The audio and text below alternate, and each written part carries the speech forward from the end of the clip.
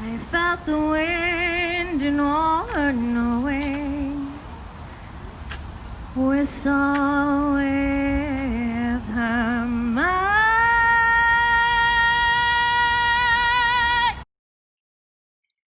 Hello, I am Neve, and I am one of the 3 recipients of the 2020 Pina Bausch Fellowship for Dance and Choreography from the Pina Bausch Foundation.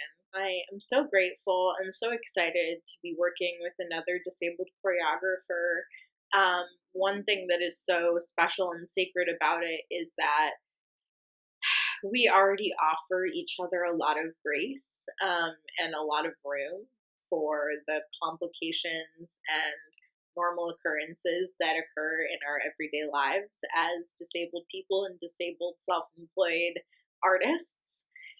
And so I feel a lot of just general rapport and respect in our dynamic. And that's partially because we have the precedent of already being friends and having worked together. But also just, I think, the genuine reverence that disabled artists working in disabled community come to have for one another. I think that the number one thing that Marc has taught me in our fellowship so far we've had several emails, several text message exchanges, 2 meetings officially since starting the fellowship, and a couple of rain checks. And I've also attended Access Dance Company class several days over the last couple weeks. And I have just had Access always on my mind. It feels really nice to be connected to an existing dance company that has disabled dancers in it that I am not single-handedly making happen. So that feels really nice and really supported. Also, I think the number one thing that Marc has taught me is that it's really important to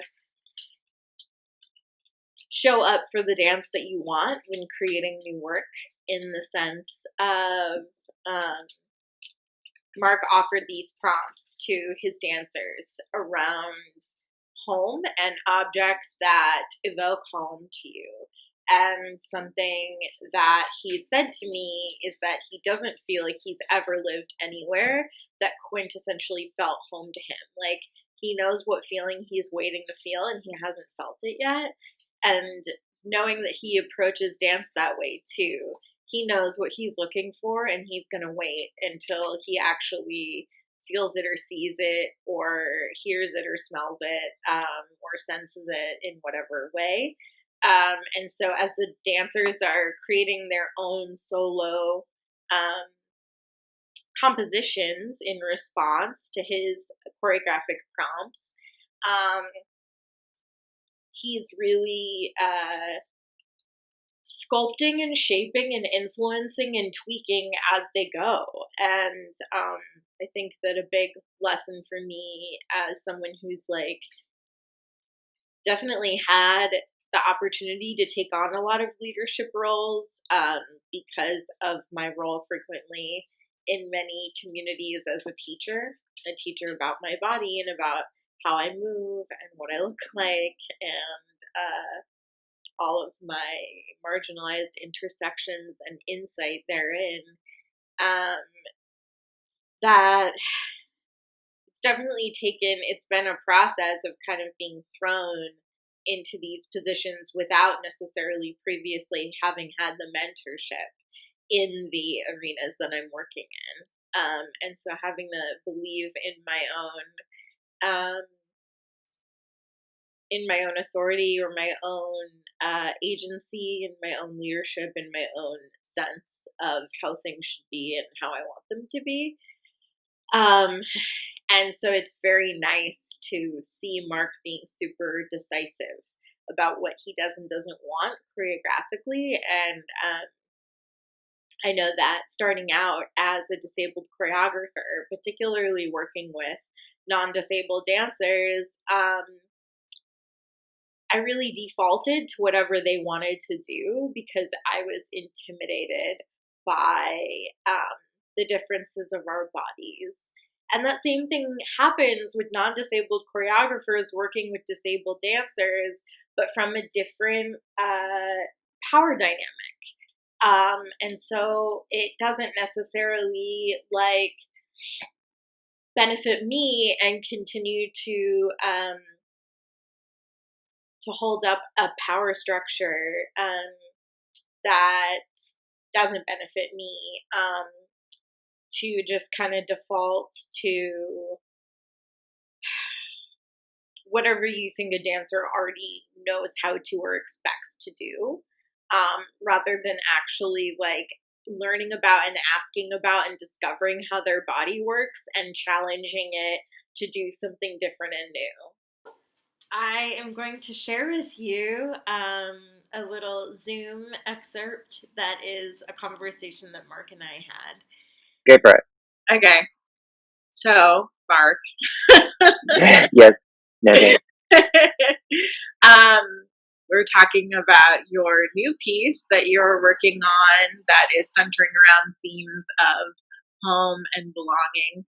Coincidentally, during COVID-19, although you did not initially create the idea with COVID-19 in mind, but now your dancers are responding to your prompts at home.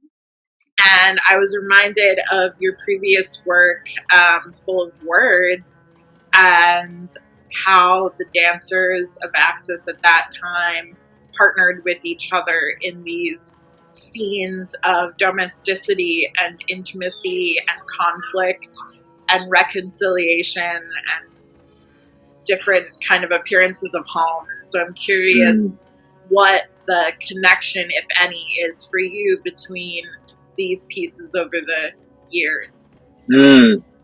Yeah, that's a really great question. Really interesting because it wasn't in the forefront of my mind.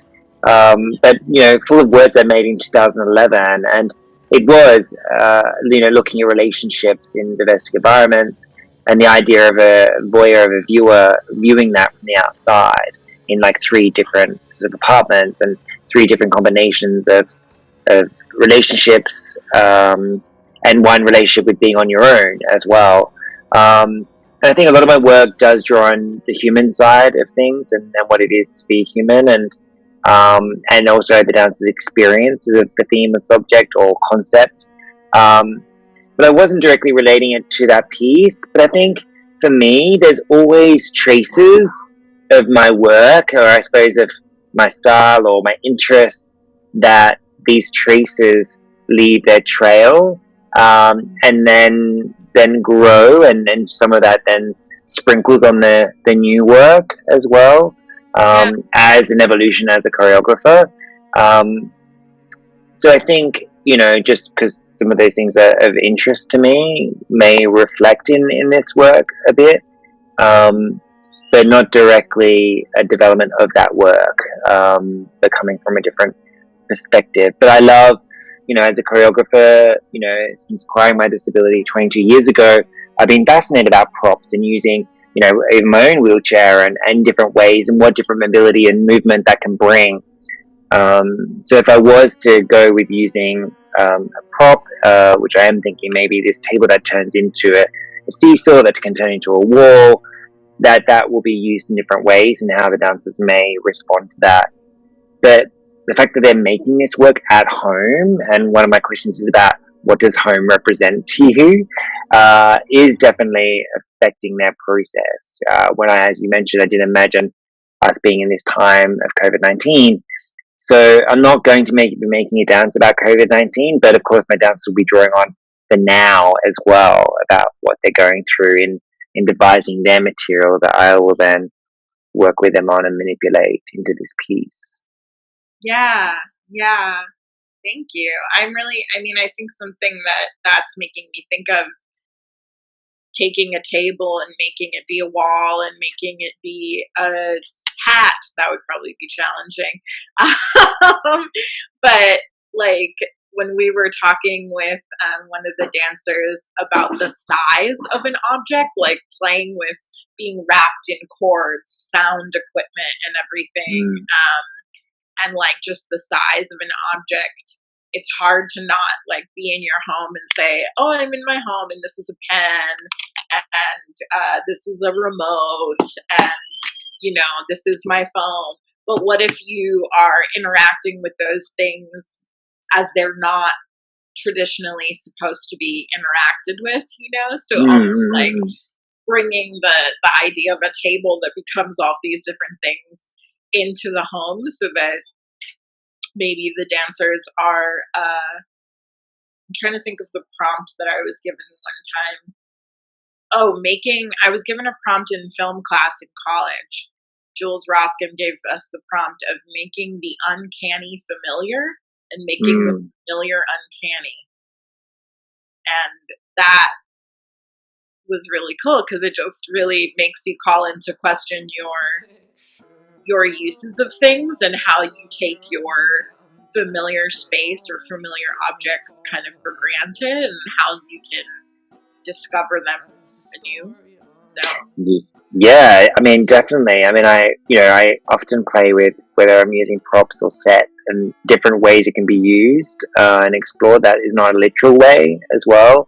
But what you just said also resonates with me because I often use with my dancers the ethos of like, make the comfortable uncomfortable, and make the uncomfortable comfortable. And I like to go these awkward places, and then they become comfortable, and going out of one's familiarity to unfamiliar. And I think sometimes, often, when we do use props and sets, that can shift that as well. But I also wanted to go back to the other question, even though there may be traces and sprinkles of my work, an aesthetic that feeds through all my work, I never try to go into my process the same way, and a lot of the time that's about bringing different collaborators in on board that impact my questioning around work and their views and their ideas that I would never have thought of. But I don't always start like with the same scenarios and the same tasks, but I really start off with the concept and theme and then let that boil and bubble to explore other possibilities and create tasks, exercise, and material as well that I can offer through that. Yeah, thank you. That's a good thing to highlight for me as a growing. I'm like a baby choreographer, as a growing choreographer, as a growing boy in dance. Thinking about not approaching things with the same task, even if it's a similar idea or a variation on a theme. That makes a lot of sense to me. Yeah, I often feel like I'm always going to be interested in the things that I'm interested in, right? So that idea of things kind of leaving a trail over time makes a lot of sense. Or just kind of like the way that things stick to you. If you're in a space and you're getting this input and you're giving output, the little remnants of it stick to you afterwards. And so then when you move into your next task or your next project, you inevitably are bringing all these little things. That also kind of sounds like virus vectors. Like you're bringing your droplets everywhere you go. But yeah, you're bringing the ideas from that previous thing, and then like over time, which is also a way to think about home and evolution of home. Do you really feel like you've never felt like, oh yeah, this is a place I want to put down roots and belong, even like temporarily? No, I mean, I've always traveled for work. Like I've had to make a home, but I've never, where some people have, I want to go live in Portugal. That's where I'm drawn to. That's where I want to be. I've never had that, that drive, to go, this is where I want to be. This is where home is me. When I go back to Australia, which is where originally I'm from and was born, I mean, I definitely feel comfortable there. I mean, that's where I grew up. That's where I had my childhood, and all my family is there. But it's not necessarily where I need to live forever, or as long as I can. I do hope to return. But yeah, I've never had that, like, this is it. This is the place where I need to be. It's always been for work. And maybe that's just my frame of mind just needs to shift. And as I go through life, maybe there will be a moment it's like, actually, this is now about where I want to be, not about where my work is or where the next creative choreographic work may be. So maybe the process of creating this piece will bring it into a new perspective for you. I don't know. Totally. Cool. Thank you, Neve. Yeah, thank you, Marc. Repeat. These are not moving images of feet. You can't laugh. These are not feet. Repeat. These are not feet.